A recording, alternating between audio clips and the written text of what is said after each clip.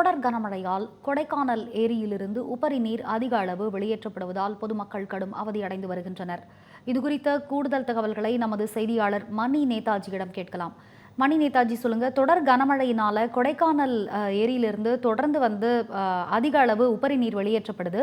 இதனால பொதுமக்கள், அங்க இருக்கக்கூடிய பொதுமக்கள் எந்த அளவுக்கு பாதிக்கப்பட்டிருக்கிறாங்க? விவரங்களை வழங்குங்க. வணக்கம் ரம்யா. திண்டுக்கல் மாவட்டம் கொடைக்கானல் கடந்த 3 நாட்களாக கனமழை பெய்து வருகிறது. கனமழை காரணமாக கொடைக்கானல் நட்சத்திர ஏரியிலிருந்து உபநீர் அதிக அளவு வெளியேறி வருகின்றது.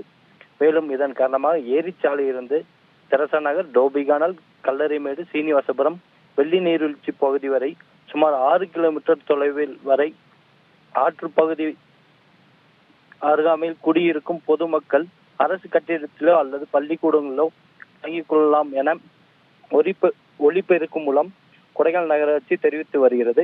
இந்நிலையில் அரசு விளையாட்டு மைதானம் அருகாமையில் உள்ள லோபியானல், தெரசா நகர் ஆகிய பகுதிகள் அதிக பாதிக்கப்படும் இடமாக கருதப்பட்டு வருகிறது.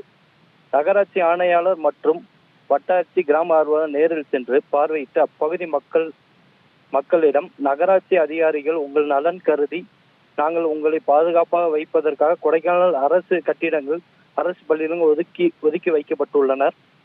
மேலும் அதிக வெள்ள நீர் வருவதாகவும் அதன் உடனடியாக ஒதுக்கப்பட்ட இடங்களில் செல்ல வேண்டும் என அறிவுறுத்தி வருகின்றனர். ரம்யா,